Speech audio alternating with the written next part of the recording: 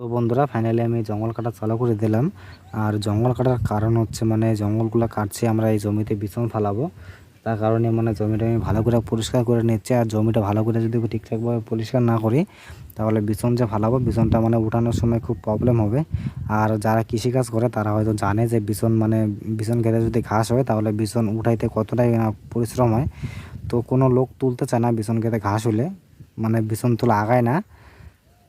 তো তাড়াতাড়ি আর কি তোলা হয় না, অনেক সময় লাগে। অনেক সময় লাগার কারণে কোনো লোক পাওয়া যায় না বিছন তোলার সময়।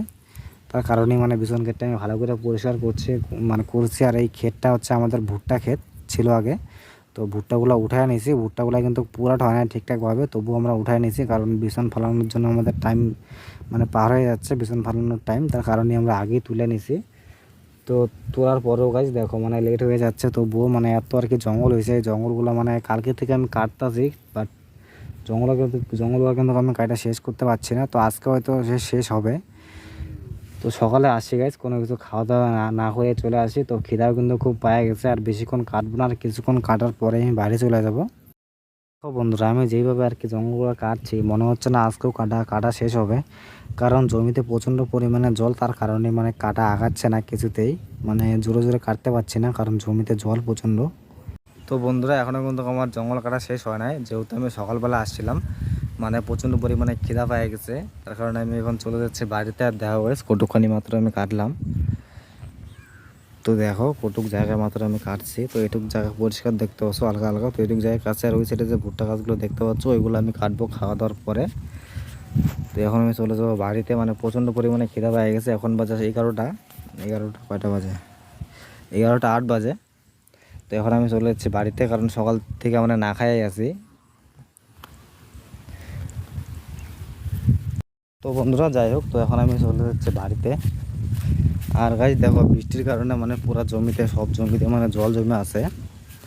আর এগুলাতে কিন্তু জোক থাকে, প্রচণ্ড জোক। তো জোকের কারণে কিন্তু আমার ভয় লাগে। আর দেখো চিকন একটা মাল্লি দিয়ে আমি হেঁটে যাচ্ছি।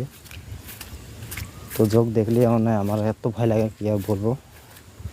তো যে জমিতে যদি দেখি আমি একটা জোক আছে, তো সেই জমিতে আমি আর নামবই না, যত কিছু হয়ে যাক না কেন। জোক জিনিসটা আমার এতটাই ভয় লাগে। আর গাছ দেখো আমাদের এদিকে কিন্তু আবহাওয়াটা কিন্তু খুব সুন্দর একটা আবহাওয়া, অসাধারণ। কিছুক্ষণ আগে কিন্তু বৃষ্টি পড়ছিল। তো ঠিক আছে, তো আমি এখন চলে যাচ্ছি বাড়িতে, কারণ আমি খাওয়া দাওয়ার পরে কিন্তু আমি আবারও আসছিলাম জমিতে। আইসাও জঙ্গল কাটলাম এতক্ষণ। তো আমার শরীরটা এতটাই আর কি খারাপ লাগতেছিল, তো তখন আর ভিডিও করার মুডে ছিলাম না। তো এখন যেহেতু আমি বাড়িতে চলে যাচ্ছি তার কারণে ভাবলাম একটু ভিডিও করাই যাক। তো আমার এই ভিডিওগুলো তোমাদের কাছে কেমন লাগে অবশ্যই কিন্তু কমেন্ট করে বলবে। আর ভালো লাগলে ভালো বলবে, খারাপ লাগলে খারাপ বলবে। তো আমি চেষ্টা করবো ভালো ভালো ভিডিও দেওয়ার। কিন্তু তোমরা যদি কমেন্ট করে না বলো যে ভিডিওটা ভালো হয়েছে বা খারাপ হয়েছে, তাহলে আমি কেমন করে বুঝবো যে আমার ভিডিওটা ভালো হইলো বা খারাপ হইলো। তো তোমরা বললে ভিডিও ঠিক করার চেষ্টা করবো। তোমরা যদি বলো যে ভিডিওটা খারাপ হয়েছে তাহলে আমি ভালো করার চেষ্টা করব। যদি বলো যে ভালো হয়েছে তাহলে আমি এরকম ভিডিও দেওয়ার চেষ্টা করবো তোমাদেরকে কন্টিনিউ।